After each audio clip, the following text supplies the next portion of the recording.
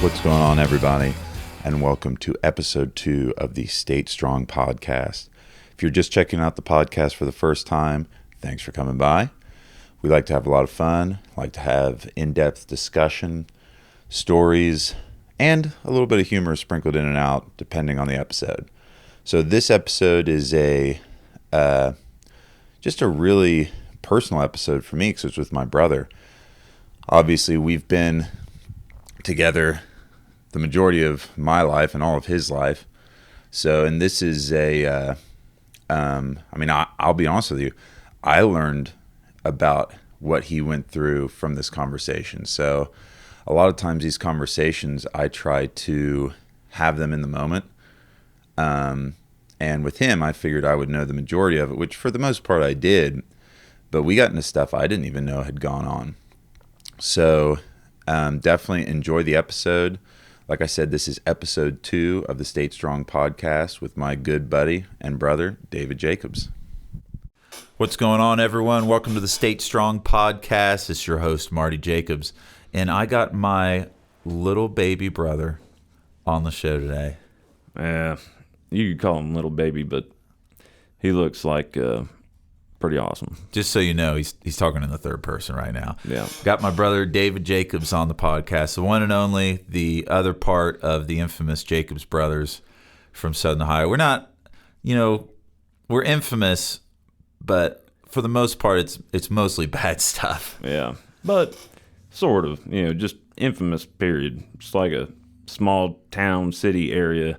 And pretty much everyone does know us, whether it's for playing music or just being a little crazy or who knows what, but the word is out. Yeah, there wasn't a lot to do in our hometown, so we had to create our own entertainment. So, but we're going to get into your story, man, which is, a big part is my story too. But, for those of you all out there that are siblings, I can't say what everyone else's life was like, but for me and you, like, we hung out with a lot of the same people for a long time. Yeah. For a long time. Definitely. It was just one big group of friends, pretty much, whether it was this group or that group, but we were there together, and that's how it always was. And, well, except for one night at the movie theaters, but we'll leave that behind. Yeah, that's a whole nother situation. Yeah. And I got something funny. I'll have to talk to you about it off air. But I ran in to the guy you were originally going to meet. Did you? Yeah, just recently. Yeah. So that's funny. But anyhow, I think you and I might have had just a touch, and this is no disrespect to anyone that's got a legit diagnosis, but I think you and I might have had a touch ADD. Oh, yeah. Because we got involved in so many things when we were young. Like, drop of a hat. Yeah. Like so you know what I'm talking about. Like, when you think about the first thing that we got involved in, like extracurricular, what was it? Was it martial arts? Oh, yeah. Was that first? Probably. I think so. Pretty sure.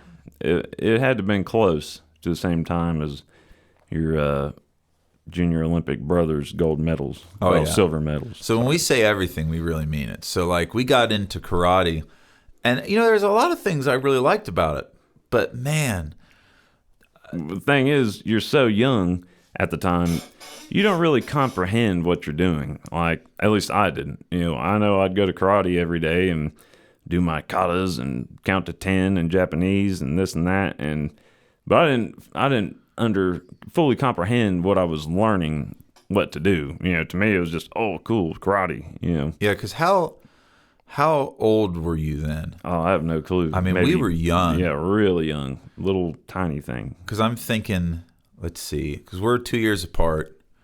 I might have been 10 at the oldest. Yeah, that sounds probably close to that. So then you would have been like 8. 7 or 8 probably. And it's funny, like, did you enjoy going to, like, do the tournaments? Like, where we would go spar? Heck yeah. That was the best part. Go level up on my belt game. Yeah, exactly.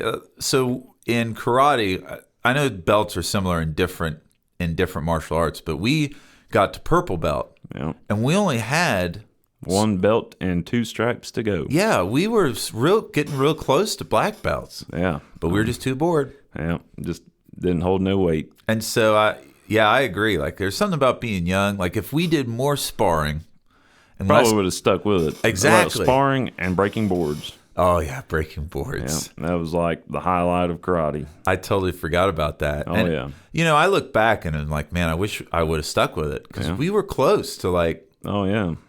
Getting there, at least, I think.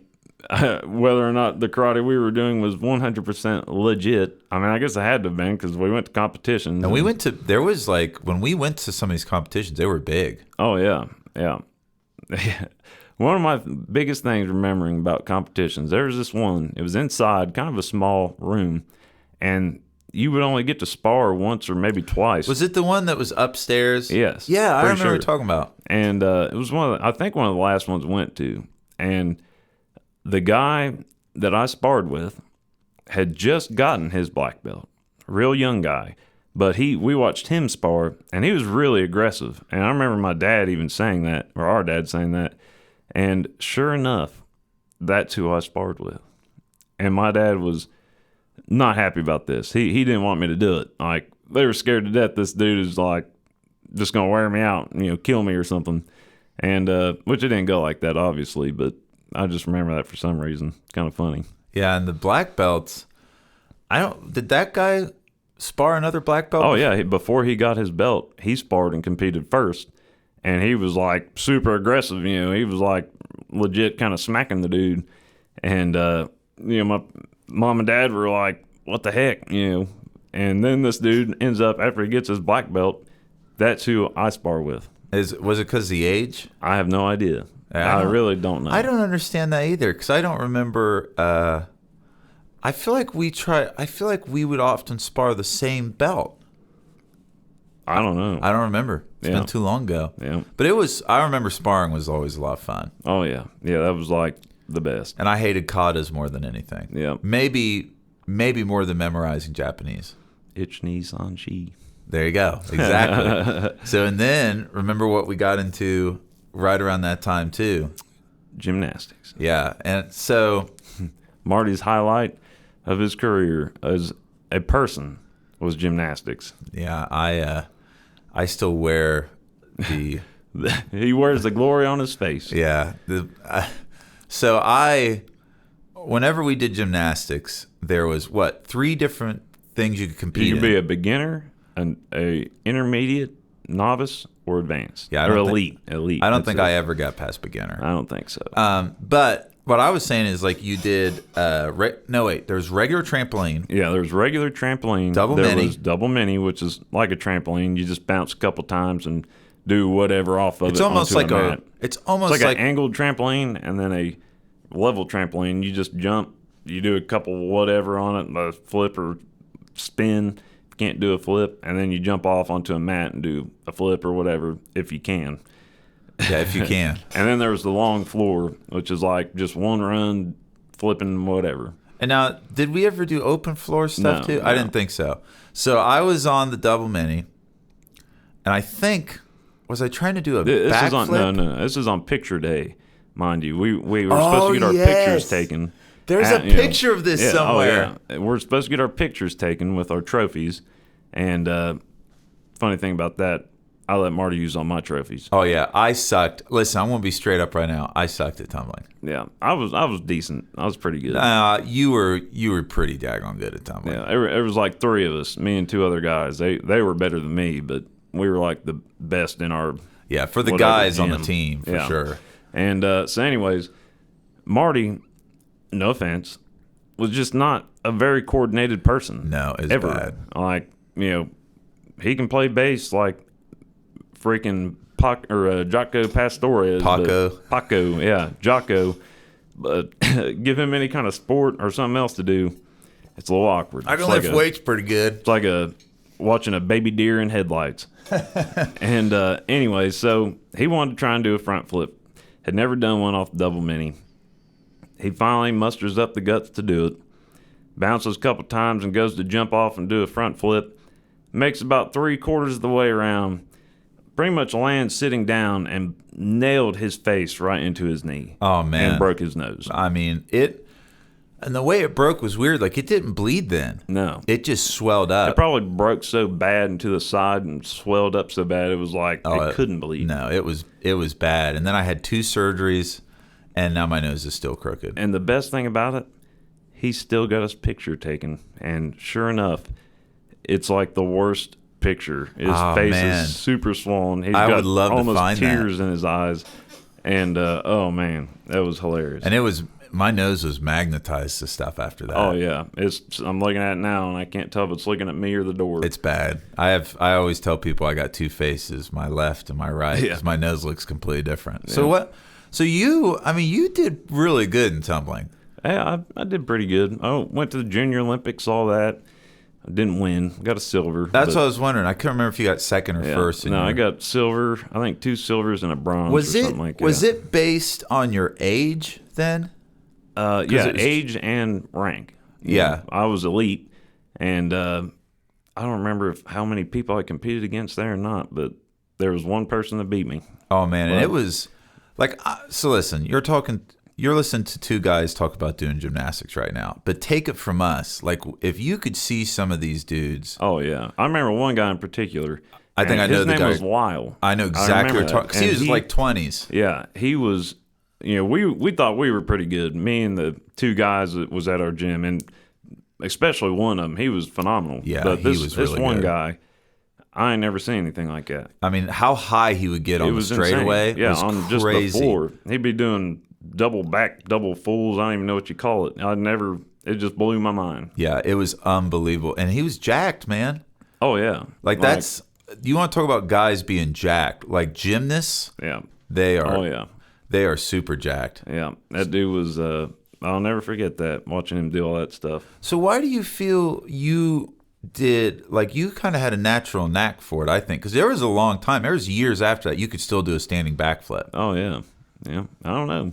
I guess I don't like to brag on myself, but I feel like most things I got into, I became good at. Well, and I think you had a little bit more of a good coordination gene. Oh yeah, yeah. There's no doubt about that. I mean, I'm 30 years old now. I'm willing to own my strengths and weaknesses. And coordination, what coordination I have now has taken. I wasn't born with it like other people. No, it was a long, hard battle. Yeah, because what do you feel like you out of those 3 was the one you were best at? Was it trampoline? Oh, heck, I don't know. Probably not trampoline. Maybe floor. I don't know. Because you were able to really do some good, like you had some good moves, I thought. Yeah, I tried. The other 2 guys, they was a lot better than me. Yeah, they were. And it's funny. So we recorded another episode where we were just talking about stories, and we're going to get into it in a minute. But that's really similar to what we said about people we played music with. Oh, yeah, yeah. And, those 2 guys, one of them in particular, I became super good friends with. Oh, yeah. And just hanging out with him at the gym or anything like that made me want to do better. And he was like, he kind of had the kind of determination, like, yeah, could go and actually compete on the big stage. Yeah. And he was phenomenal. Could've. Yeah, he probably could have. Yeah. But he got the small town curse. Yeah, yeah. We're going to get into all that here in a minute. So then I feel like skateboarding was next. Oh, yeah. I was like Tony Hawk at 12 years old. Yeah, and that was probably about the right age. Yeah. So back up, we went through I don't know how much of it how it affected you then. I know it was a big part of what drove the next probably 4 years of my life, but our parents got divorced. Yeah, and for some reason to me, it wasn't that big of a deal. Yeah. That's just wasn't. I don't know why. I saw all the negative things coming from their marriage and figured, it sucked. It was a bad thing, but at the same time, I don't know. I just felt like it couldn't be worse than it was. Not that it was that bad, but, being a little kid, seeing, in the same house, around the same people, whenever something's not right. And so anyways, parents split up. Marty took it a lot harder than I did. He, remember one time he was going to run away, and then I chased him outside, and he said he was going to hold his breath till he died. And I was like, dude, he'll just pass out and wake back up. Yeah, I wasn't too good at all that. But it's, that was the different lines we were at. And, for me, it wasn't that big a deal. And which also at the same time, that's whenever you, I think, was going into high school or close to going into high school. Yeah, because I think when they split and Mom got her own place was pretty close to my freshman year. Yeah, probably. I think so. Freshman year, pretty close to it. And, for me, I was fine. I was out doing all kinds of skateboarding, really. I think that's about the time I really got into skateboarding. That's what I was going to say, because I feel like that was about the time you really got into it. And, we had everything, it was the perfect storm. Tony Hawk came out. Pro skater. Yeah. Man. Oh, gosh, we played that all the time. Oh, yeah. And, dude, you got really good at skating, too. Oh, yeah. Used to grind rails and jump big steps and all kinds of crazy stuff. So now, stuff. one thing I remember, because this is one of the examples I tell people about how you used to skate. Because we had the box. So the box is, if you're not familiar with skating, it's exactly what it sounds like. It's just a big wooden box. Me and my buddy, a couple of buddies, built a box with like a little grinding piece of angle iron or something on the side. And, that was the start. And then we got someone. We got a couple of rails. Me and where did that same come buddy, from? We went down. I don't remember whose they were. It was his friend. And we got them right across the old elementary school, right off Dogwood Ridge. And they were perfect. Yeah, a round rail and a square rail. And so what I remember, and you correct me if I'm wrong, if I'm exaggerating, but I remember you were able to ollie, so jump onto the board with your skateboard, and then dark slide down the rails. Never did no dark slide. Okay, so I added the dark slide. Yeah, that would have been cool. But no, never did that. I liked my grip tape too much. So dark slides when you flip the board upside down. Yeah, I wasn't into that. But at one point, we bought some other ramps. It was like these 2 ramps and a square box. The kicker ramps? Not the black ones, silver ones. And it came with a yellow rail. I remember because the yellow rail was short. It wasn't tall. Yeah, exactly. And which there was 2 of them. It came with like a short yellow rail, a kind of longer one, and then another one that was on top of the box, to where it was almost, if you put it all together, it was like a ramp, a box, and another ramp that went down the other side with a rail on top. So I took the back ramp off, and I lined up all the rails. So that's 4. Yeah. I'd like the yellow short one to the black square one to the round one down to the small yellow one, and would grind them all at once, all the way down it. Oh, it was crazy. And Took forever to do it, but I did it. Yeah, I mean, we would go to... if we would go on vacation, we would try to get our parents to find skate parks to go to. Navarre. Oh, yeah, Navarre in Florida. And then there was it's funny how sweet we thought it was then, but really looking back now, it didn't have that much. But Middletown. Oh, yeah. Middletown was pretty sweet. It had, it was all cement, had like a little tiny bowl with a, I guess, coping on top, had big bowls, like vert ramps, had ramps and stairs and rails down them. And I remember at one point, there was a big, up by where the bowls were, there was like a big, vert ramp on the end, and or just like a half pipe or whatever, a quarter pipe. Now, you're not talking about the 12-footers. The tall ones down there back by the bowl. Yeah, because they were side by side. The bowls were. Yeah. Right. Well, that was up top of a big quarter pipe. That's how you got up there. And I remember I had a video of it at one time, ollieing over the whole thing. Yeah, that's crazy. From up top, ollieing over the quarter pipe. And I remember the video, one of them, I hit the ground pretty hard. And back then, it was just like no big deal, and got right back up and tried again. And you have to realize, when it came to bales, I was really good at them, because that was usually what I ended up doing. Yeah. But we were made of Teflon. Oh, yeah. And I remember you hitting reverse indies out of that little bowl. Oh, yeah. Yeah. So everyone knows, some of y'all don't know about skateboarding, but reverse indies where you grab the middle of the board when you're in the air, but you grab it in the back. Yeah, I don't know. Yeah, I did something out there. I did a bunch of tricks out there. My favorite memory was someone's steps. I don't know. I'm pretty sure you were there. One of our neighbors. Was it their house? Yep. Was it over the hill? Yep. Oh, yeah. Yep. That was crazy. I do, because... Big set of stairs. So explain, why this was probably kind of dangerous. Okay. So, for one, his driveway, it's like a really, really steep driveway. And And it goes right into the road. Yeah, like kind of like a little main road sort of. And but up the cut, 9 degrees off the driveway, it straightens out for just a second flat, and then there's these 8 huge stairs, huge concrete stairs, super tall, super long. And I remember the first time I went up there, I wussed out, but then eventually I got the guts to do it. And it's like right in front of his house, a little short stretch to get enough speed. And I remember bailing so hard on that 1 or 2 times. It was terrible. And it was like the kind of concrete that would chew you up. But then I did it. For some reason, it was like no big deal back then. I know. It's so, like, I look back and I think, man, and what I think's different about skateboarding for you is there was no one skating to the level you got to around. No, my one buddy, he was pretty good, but no one was... I guess gutsy enough to try some of the big stuff. That's the only thing I can think, because I just feel like you just weren't scared of nothing back then. One of the funniest things I remember about skateboarding was that buddy. Whenever we first built that first box, we had this coping on there that was kind of sharp, and his mom came to pick him up, and he wanted to show his mom. He's like, "Mom, watch this." She's sitting in the car right by it. And he goes up to do like a 5-0 or backside 5-0 or something and falls and skins his shin down the coping. And it took a huge chunk of skin. All the hair is still attached. It was probably like 1/4 inch deep and 4 inches long. And he just walked back over and picked it up off the rail and went and was like, "Look at this, Mom." And then he left. Yeah. There's a lot of situations at our house that probably parents would have preferred their kids not come over anymore. Oh, yeah, it was, but that was just typical every day.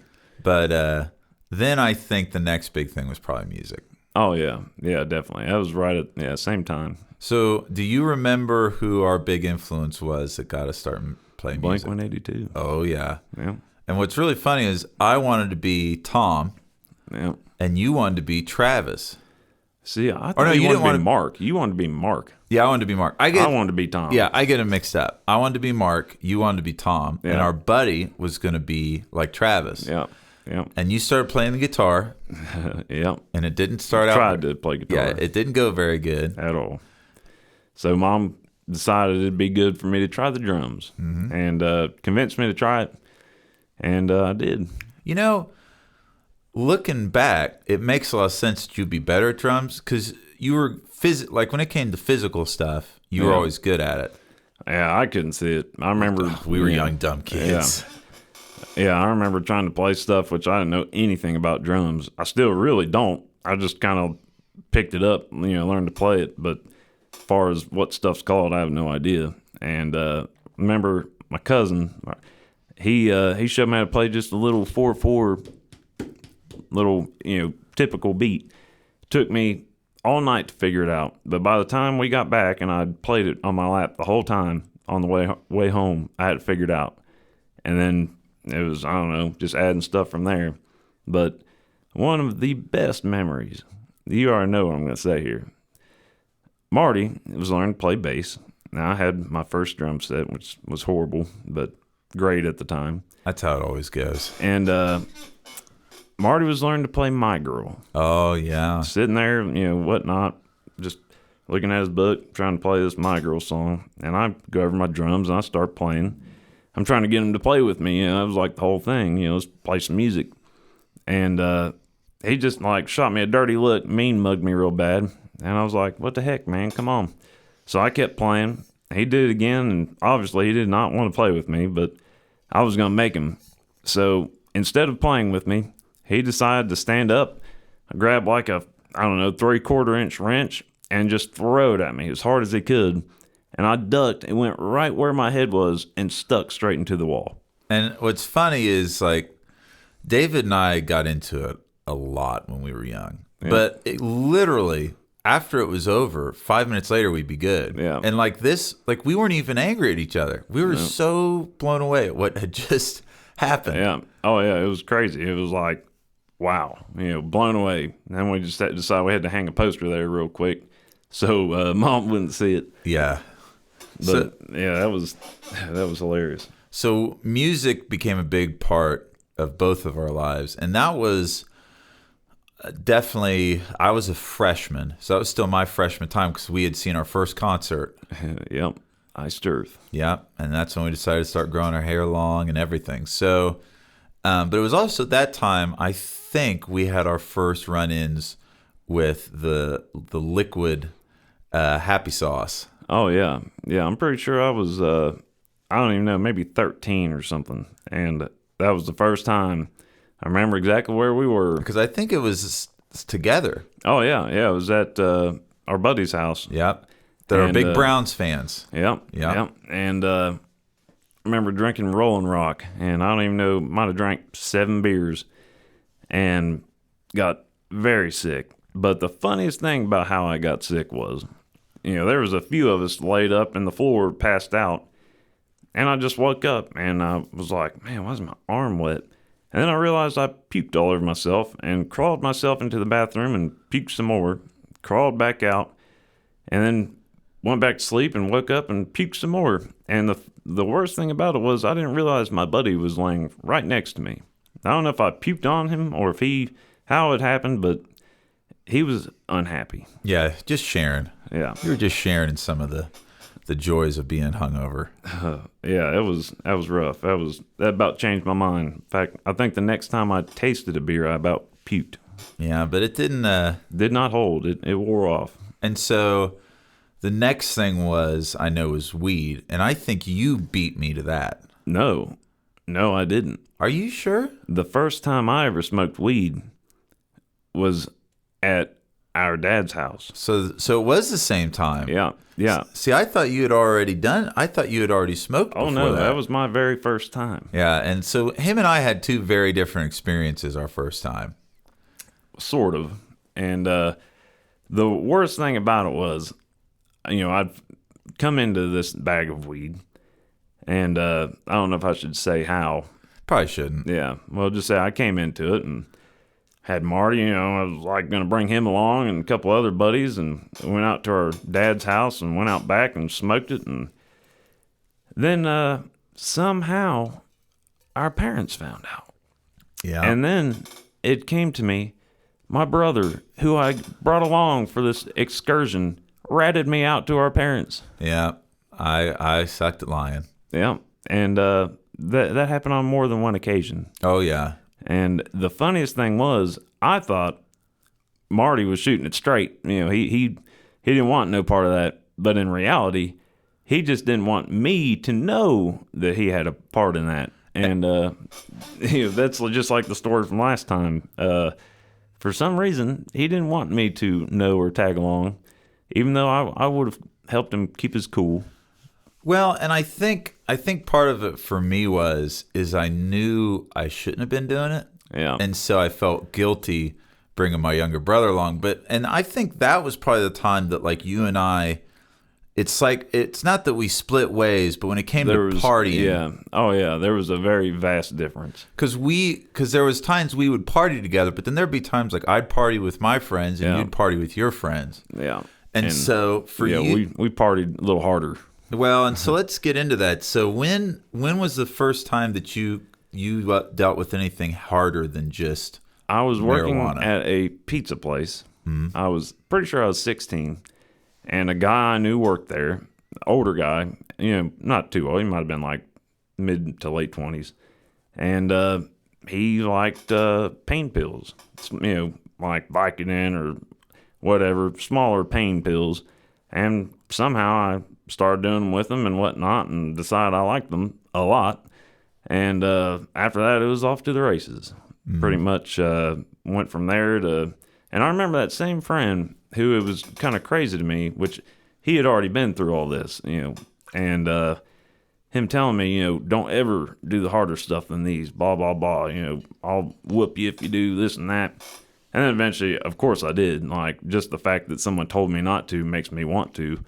And, man, yeah, it was a long, long road after that, very sad long road, sort of. And pretty much went from there to doing the harder stuff, oxys, this and that. Went from that to doing heroin and blah, blah, blah for, I don't know how long it was, couple years, maybe a few years. I'm not really sure. And that was pretty much my whole premonition, was keep doing that, keep it to myself so no one else knew. And worked for a while. Eventually, people caught on, and then pretty much my whole life was trying to get high and keep other people from knowing I was getting high. I'd get caught, and then I'd have to play it straight for a while, and then I get caught again, blah blah blah, and that went on for a long time. And it was a really rough time in life, making a lot of poor decisions. But the thing is, with drugs and dependencies, it's like you have a choice, but you don't have a choice. Your willpower is beaten down so far to where you don't have a choice, and that's all you live for. And it got to me for sure to that point where eventually it was so bad I figured I'm just going to die from this, and I'll never be able to really quit. I don't think I ever really did quit until whenever I finally quit. There was never like I quit for a little bit and then started again. Yeah. And I remember there was a deciding point where I realized a couple times where it was getting bad. Was one, I remember doing these, oxys, whatever, and then eventually I realized I couldn't sleep the night, like 2 days later after I did one. And if I didn't do one, I couldn't sleep. And then another time was me and one of my buddies were doing them together. And then he finally said one day, look, I can't do this anymore. I can't do it. It's getting me too far off, and which he had a bright future ahead of him, good in school, blah, blah, blah. And I should have done the same thing, but I didn't, obviously. And looking back, that should have been my first, like, it's time to go, time to quit. But I didn't. And at that point, because at that point, were you just eating them? Oh, no, snorting them. So you were snorting them at that point? Yeah, I never ate them at all. Well, and so do you feel like when it came to, like, the first time you had prescription drugs, do you feel like some of that part of who you were when it came to you weren't afraid of anything helped lend itself to, like, why you jumped in so quick? Well, it's just one of them things, maybe looking back, just like said, whenever parents got divorced or anything else that had ever happened leading up to that point, I never dealt with. I never thought about, never coped with, just put it in the back burner, which it was still there. And, the drugs and the pills helped you not have to deal with it. It was gone, And, over time, your body builds up a tolerance, and it's not enough. So then the small pills go to stronger pills, and the stronger pills go to this, and then it goes from snorting them to injecting them, and so on and so on. And eventually, whenever I started IV use, injecting drugs, that's whenever it got bad. It got real bad. And that's pretty much all life was about. And originally I was going to go to school, do this and that, and then, I didn't. I kind of wanted to, but in the back of my mind, I knew I couldn't. And it was just a facade to, trying to keep living the way I was living. But, I did a lot of bad things, to continue my drug use, which I'm not proud of at all. In fact, whenever I finally quit, that's all I thought about for a long time. I had an extremely guilty conscience to the point of thinking I'd never be able to escape it and didn't even want to live through it. I felt like it was an unbearable burden. But, leading up to this point, eventually, started injecting them. My mom kicked me out. Yeah, so let's clarify, like, because were you still in high school when you first shot up? No. Okay, well, so no. I was just out of high school. So, because I think that's good for people to realize, like, how young you were. Oh, whenever. Yeah. It was my sophomore year, the first time I did an oxy. I remember exactly who I was with riding over to soccer practice. And that first time I did it, and it was like, wow, that's like the best thing in the world. And I was hooked from the very first time. And it was just on and on from there, stepping it up and doing more and doing this. And every time that would happen, the lengths I was willing to go to make it happen would get higher, to the point where, stealing stuff, doing this and that, and pretty much whatever I had to do to keep my addiction going, I did. It wasn't that I didn't want to, or it's not that I wanted to do it, I didn't. But you don't have a choice. There's really, it's like your back is against the wall and you have no choice in the matter whatsoever. And you almost feel guilty about it, but you don't, because you're rewarded for your poor decisions, And eventually, Mom kicked me out, took my truck. I was, pretty much wandering around, stayed with a person that would use, and this person would use. And eventually I got sick. Like, my body got sick. I was puking constantly, couldn't keep nothing down. Doing an extremely large amount of drugs, every time. And over about a week, I think I lost like 15 pounds, maybe 20. I got we weren't big back then. No, yeah, I was like 155 this whole time, 160 maybe. And I remember right about the time I quit, I was like 130 something. Yeah, you had gotten really skinny. Yeah, if I look back at pictures before I even got that bad, and it's like looking at Skeletor, but you never see it at the time. You think you look fine and normal, but you don't, and it's obvious to everyone but you. And eventually I just decided this is it. I cannot do this anymore. I cannot keep living the way I'm living. The whole sick and tired of being sick and tired is true. And eventually that's the point you have to get to make, gather the willpower to make a change. That's why they say you have to hit your bottom before you'll truly quit. And, all this stuff was just sayings. But looking back now, it's absolutely true. Life was horrible. The life I lived was horrible. And I couldn't do it anymore. So I made an appointment for myself to go see a doctor and get on Suboxone, which is like a lot of people, it's kind of controversial. It's one of them things that it will help someone quit if they want to quit, or it will just be a crutch for someone that wants to keep using. And so I got on that and,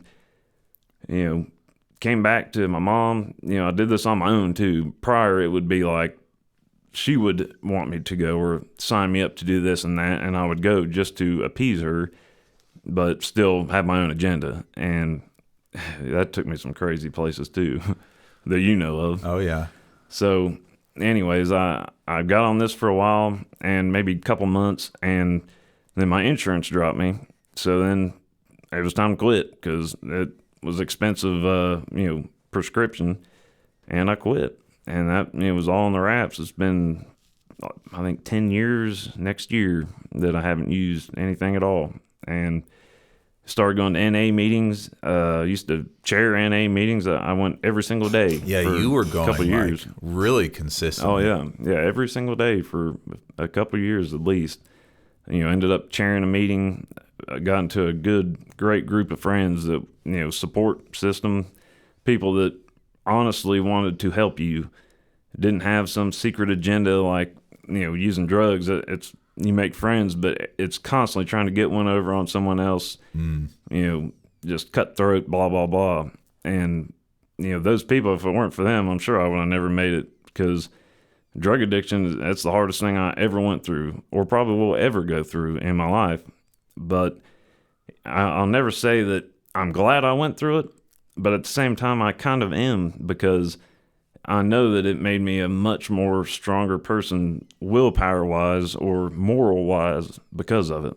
And, it used to be a battle at first, but over time, you definitely, instead of remembering all the good things about getting high, which is what happens at first and makes people go back to it, eventually it changes and you start thinking about everything you lost and all the bad stuff and the people you hurt. And whenever you start thinking like that, it makes it a lot easier not to want to go back to it. Yeah. And God willing, I never will.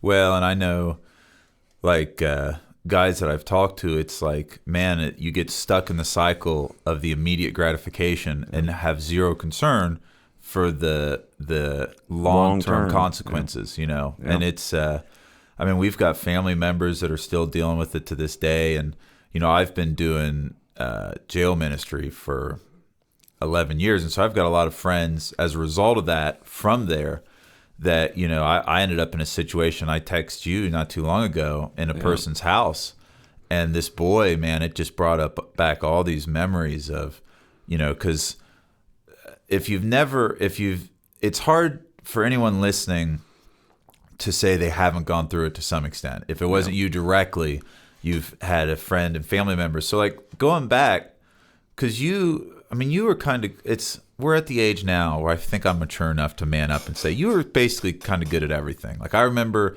like not just any kind of athletics, but also like school. Like I remember I hated math. Yeah. And you loved it. Yeah. You were even on, what was this thing Quiz called? Bowl. Yeah, Quiz Bowl. Like you, Just for math. like you voluntarily spent your extra time to go answer math questions. Yeah. I mean, that's kind of crazy. It was, yeah. And but then, so when you started, like at what point, where was your mind at when you first started, when it came to like all this positive stuff you had going on, but then was it just, I'm just enjoying this, it's not a big deal? It's something you don't even see. You know, Yeah. it's like I used to get great grades, you know, mainly all A's and some B's. And you didn't even try. Yeah, not really. I could have tried a lot harder, and I'm sure got straight A's. But you know, it's like in high school, I don't know how to really explain the mentality of it. It's like, especially with us, because you know we were kind of crazy anyway back then. But it's like you find something and you don't realize that it's taking the front seat slowly, and everything else that prioritized your life is slowly moving to the back. So by the time I was a senior, heck, I almost failed English. You know, I quit really caring because there was only one thing really on my mind to care about. Yeah. And, you know, it just got worse and worse.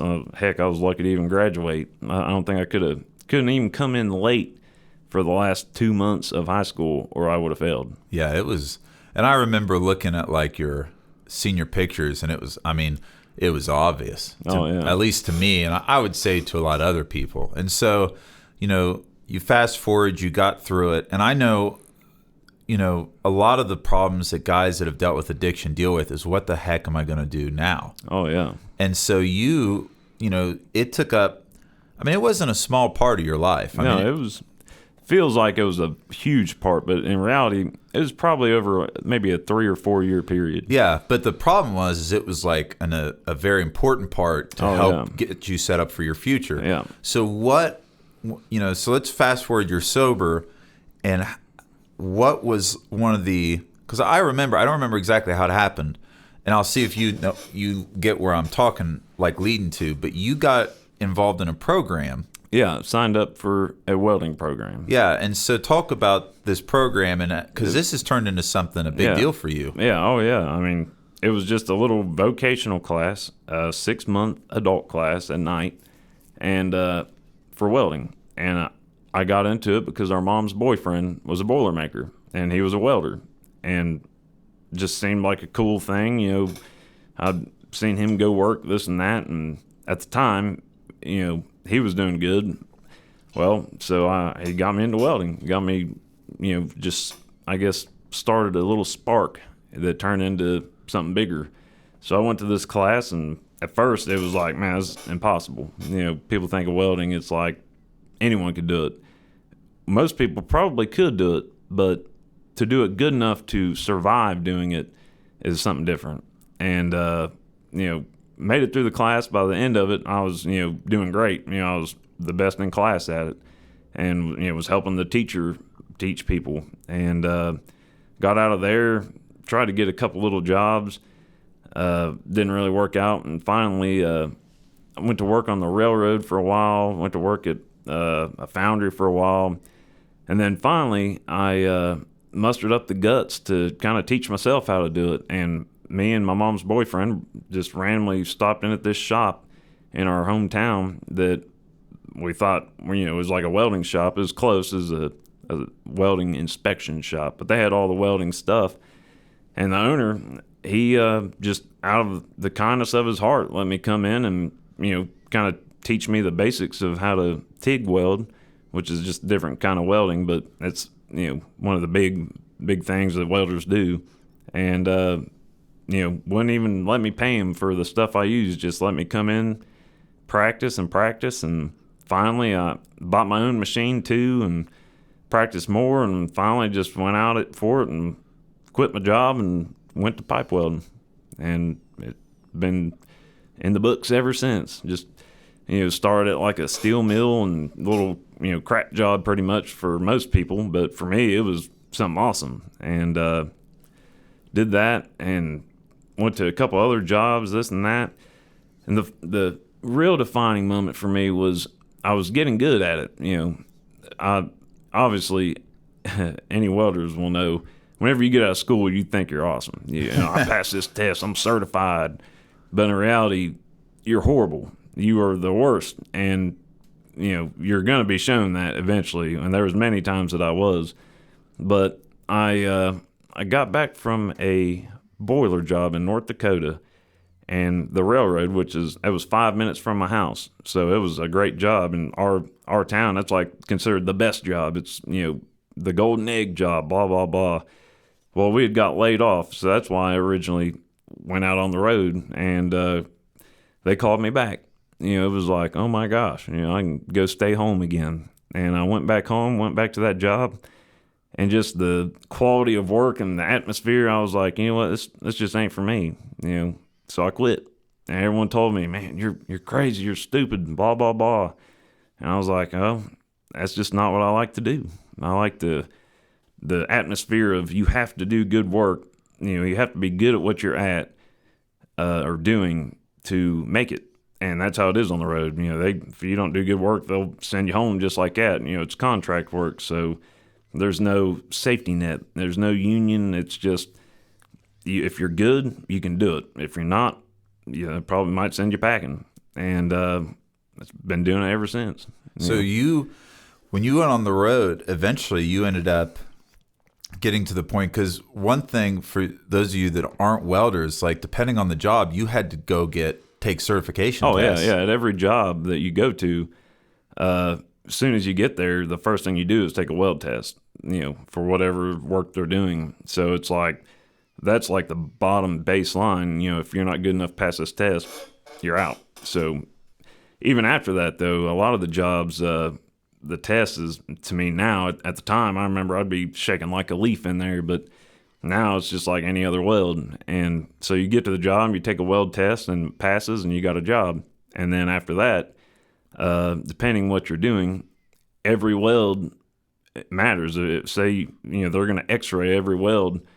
One bad weld will send you packing. So hang on a minute, because when you first told me about this, I was like, that is stinking crazy. So they x-ray, like, do they x-ray all your welds? It just depends where you're at. Yeah. Or what, what kind of plant you're at. Like a steel mill, no. They're not even going to have a QC usually. But like nuke plants, any of the pertinent equipment you're working on, there's like QC checks on fitting it up, tacking it up after you weld it, the inside, the outside, and then an x-ray that, that bears all. You can't fool one over on the x-ray. So it you have to be good at it. You have to make a good weld every time.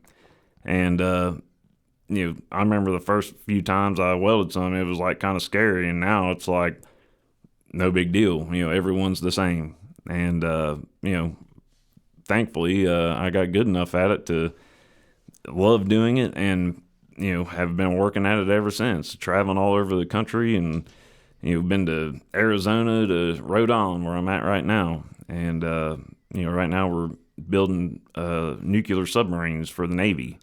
And, that's a pretty cool gig to say you helped build these. Oh, that to me is crazy. And like thinking back then, like to when you were in the middle of your addiction, like at the lowest of lows, could you have ever imagined you'd be doing what you're doing now? No. Back then, there was no future. The future was a grave or a roadside ditch or something. And that's what I truly believe was going to happen eventually. And looking back now, it really is crazy. And God really blessed me and helped me change my life, because it was very bleak at one time, and now it's, I got a wife, amazing wife that we've been together, I don't know, 6 years maybe, married for over 2, or we have a great life. We bought a camper so she and the dogs can come with me, and we sold her house, and we just travel, go to wherever the job brings us, and love it. Travel all over, see new places and people, and it's great. Would have never ever imagined the life I live today.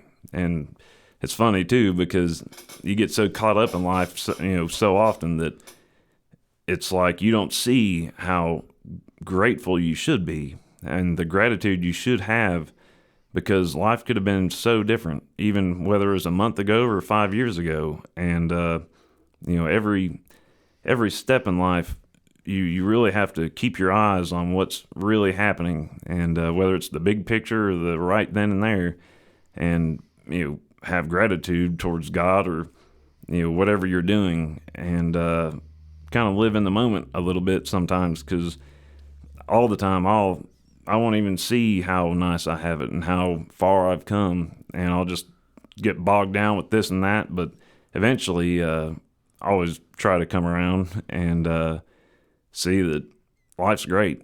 Couldn't be any better, at least in my mind. Oh, And, yeah. It's a good feeling. No, I agree 100%, because it's, especially in the day and age we're in now, everything's moving so fast. Oh, yeah. People got so many things going on, but it's like, I mean, it's so easy to start complaining about yeah. stupid crap. Yeah. And one thing leads to another, and then you're just down.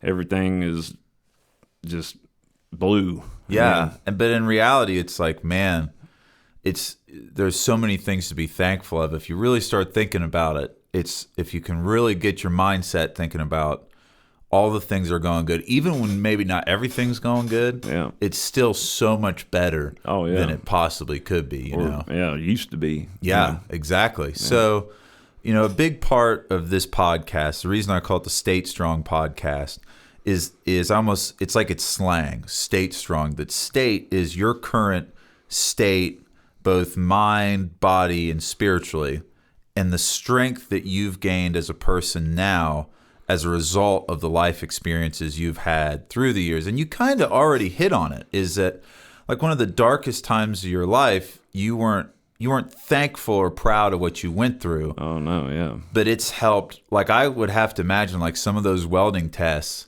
like when you sat and were doing them, that compared to what you'd already been through was like it was nothing. Oh, yeah. Yeah. Oh, yeah. Whenever, like, the worst thing in your life is, like, making a weld for a weld test, that's not too bad. That's not bad at all. Life used to be a lot different. And you got to remind yourself of this from time to time, that, life was heading in a totally different direction at one time, and it was by your choice. Mm-hmm. But eventually you come around to see that that's not the life you want to live, and the life you have now is tenfold better. It's uncomparable, and it's uncomprehendable, really. Really is. Even to me sometimes, I can't even comprehend how different life is today, or at least I tend to forget from time to time. But that's something about drug addiction. If you've never been through it, or at least with someone you're very close with, it's something you can't fathom. You can try, but you'll never fathom how dark and horrible it is for someone going through it, and to be on the other side looking back. It's truly a very, very good, grateful feeling. Oh yeah. So if you had one thing to say, because I would almost guarantee there's some people listening on here that either are struggling or have struggled, because the thing, like you had said, is when you deal with addiction, it tends to be something that's private. You're not. It's not something that you're putting out there, and so you all that are listening, you know where you're at. And if you had one message to give, those possible guys and girls that might be dealing with addiction, what would be what you would say to them? Well, I would start by, addiction, someone that's going through it, it is private, like you said. Whether it's because you are guilty of it or because you don't want to be found out about it, if obviously you're not going to quit unless you want to quit, but you'll reach that point eventually. And when the best thing you can do, as hard as it is to tell somebody else about it, there will be someone in your life, whether it's one person or a bunch of people, that truly want the best for you, regardless. It doesn't matter what you're doing, they will be there for you to help you in any way that they can. And you need to tell that person about it. Like, you'll never be able to do it alone. It's like your mind is a constant battle between doing the right thing and doing the easy thing. And the easy thing is just, it's what you always tend to do. And that's something I always say, like, usually making the best choices in life is doing the things that you don't want to do, or the change you don't want to make because it's uncomfortable, or it's, there's no security. It's something new that for some reason everyone has a fear of or something. But that was like a quote I sent you once in a video. It said that the most joyful things in life come on the other side of fear. And it's true. So, you have to get support, and you have to tell somebody that what is going on. Just be honest with them and tell them, look, I don't want to do this, but I can't do it alone. And I'm sure they'll do anything they can for you. And if you really want it, you can do it. Absolutely. I used to think that it'll never happen. I used to picture my days as being a drug addict and dying at a very young age. And that was it. Like, I was for certain that's what would happen. And eventually I hit that point that wasn't going to be my future. And I did not want that. I didn't know what the future would hold, but I knew it had to be better than what I was living at that moment. And it is a whole lot better. And it would be for anybody else too out there. You just have to find that little grip of strength and willpower and hold on to it for dear life. And you can do it. Yeah, I think that's good advice. So, again, if you're listening and you're dealing, with any type of addiction, your willingness to quit and finding those people in your life that aren't there for any other reason but that they love you and care about you, just getting open and taking those first couple steps is going to be the key. So, Well, listen, we thank you all for listening to the State Strong podcast. This has been a good one. Probably one of my favorites. So, but it's my brother, so I'm a little partial. Until next time, folks, thanks for listening, and thanks for listening to the podcast. Well, there you go.